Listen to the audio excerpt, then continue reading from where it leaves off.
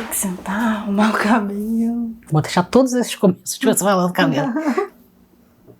Olá, amigos e amigas do Nota Terapia, estamos aqui para mais um podcast de filme. Dessa vez vamos falar de um documentário chileno chamado Lemebel, que aqui no Brasil foi chamado de Lemebel, um artista contra a ditadura chilena, de 2019, dirigido por Joana Repose Garibaldi, e é a história, na verdade, desse poeta, desse escritor, desse artista maravilhoso chamado Pedro Lemebel, que a gente veio a conhecer quando ela foi ao Chile e me trouxe um livro. Eu li o livro, fiquei apaixonado, saí pesquisando, já publiquei coisas sobre ele, então estamos aqui para falar desse documentário que está à disposição na Amazon Prime e a gente vai falar hoje de Lemebel, não é mesmo? Vamos lá!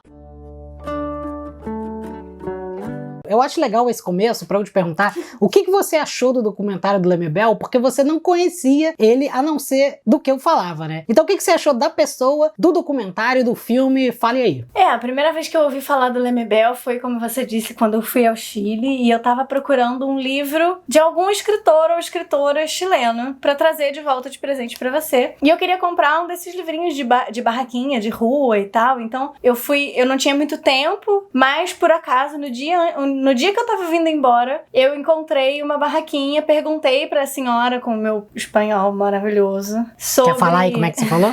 Não. Sobre que livro eu poderia conhecer de um escritor chileno, e ela me ofereceu um livro do Lemebel. Ela não falou muito sobre ele, eu li a contracapa, falei, ok, vou levar. Eu vou botar a capa do livro aqui na minha frente, ó. E aí, quando eu cheguei de volta, né, e você olhou o livro e foi pesquisar, foi que a gente foi conhecer esse cara que era um grande artista, um performer incrível, um escritor incrível. Mas aí foi você quem acabou realmente lendo o livro e pesquisando mais sobre ele, e eu fiquei com esse conhecimento meio superficial. Então foi muito legal. Então foi muito legal assistir o documentário. Primeiro porque ele realmente permite que você conheça o Lemebel de uma forma muito afetiva, já que a diretora é uma das melhores amigas dele, que acompanhou ele a vida inteira. Então são filmagens caseiras de muitas formas, né? E numa montagem muito afetiva para contar a história dele pelo olhar dela, que acompanhou a vida dele desde muito cedo. Para mim, essa foi uma das coisas mais legais do documentário, foi poder conhecer a história do Lemebel, a força do trabalho artístico dele. Essa parte me tem que cortar. Com a singeleza do olhar dessa pessoa que o amou e que o acompanhou durante a vida. Então eu achei isso muito bonito.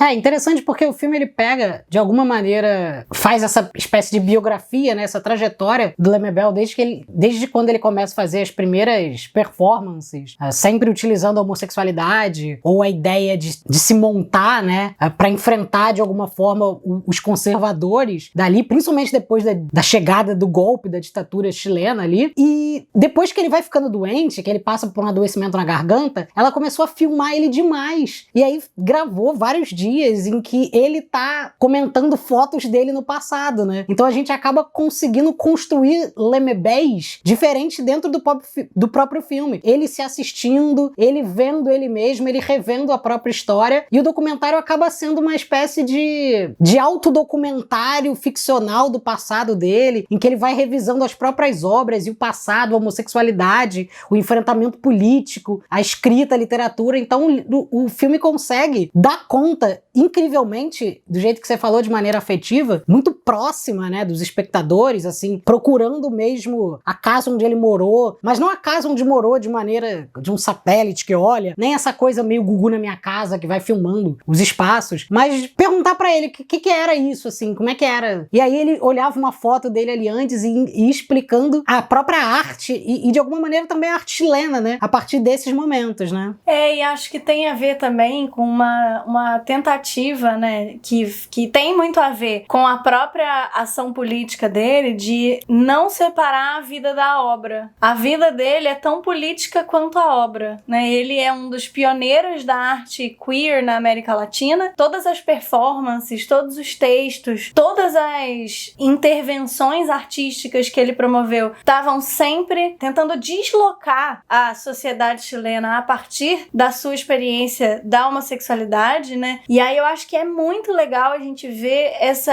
esse tempo passando, como é que vão mudando as formas e as abordagens artísticas dele, mas não muda nunca o caráter intrinsecamente político daquilo que ele faz, o esforço ético mesmo de fazer com que a homossexualidade seja uma bandeira política, que fale não só pelos homossexuais, mas também pelas mulheres, pelos mapuches, né, por todos os grupos minoritários e oprimidos, especialmente no contexto da ditadura, mas não só. E aí é muito bonito ver essas mudanças, né, desde as éguas do Apocalipse, que é o primeiro grupo que ele vai trabalhar com um amigo, o Pancho, até as últimas performances dele, já bem mais velho, sozinho, sem esse amigo, a transição das performances corporais para performance escrita, literária, né? Então são várias continuidades e ao mesmo tempo a gente consegue ver as mudanças, né?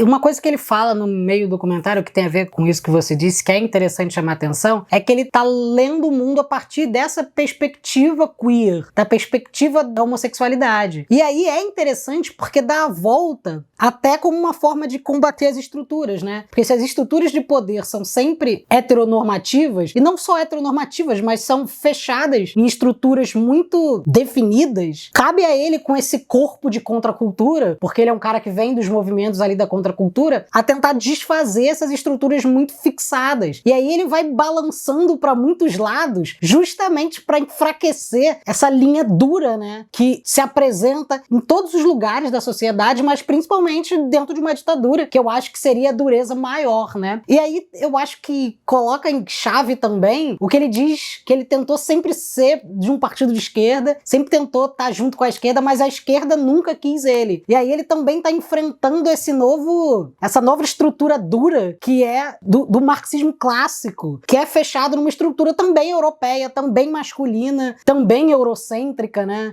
Então o Lemebel acaba sendo um ponto de disrupção de toda uma estrutura social colonial que bate ali naquele corpo dele, homossexual, pobre, operário, periférico e de muitos devires minoritários, né? E vamos para o momento mais importante aqui do nosso podcast, que é o momento da nota. Luísa, que nota você dá para Lemebel? Minha nota para o documentário é 9,5. Eu acho que realmente o que ele tem de mais incrível é essa proximidade afetiva entre a produção do documentário e a própria pessoa do Lemebel. Acho que nem faria sentido um documentário dele que não fosse feito dessa forma, que não mobilizasse um afeto muito grande, uma força revolucionária desse afeto. É lindo, é uma pessoa que merece mais reconhecimento na América Latina. Eu vou fazer por isso, já tô fazendo isso aí. Já escrevi, já apresentei trabalho, agora a gente tá gravando isso aqui. Se depender de mim, Lemebel vai ganhar o mundo. Acho que como latino-americanos, a gente precisa valorizar a cultura e a arte latino-americana, e Lemebel é uma pessoa genial, que vale a pena conhecer e que maravilhosamente representa a força revolucionária da América Latina.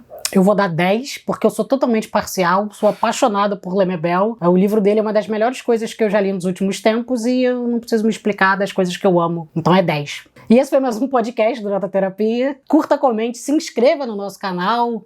Diga aí o que você achou. Você conhecia Lemebel? Diz aí embaixo. Não conhecia! Conhecia pra caralho!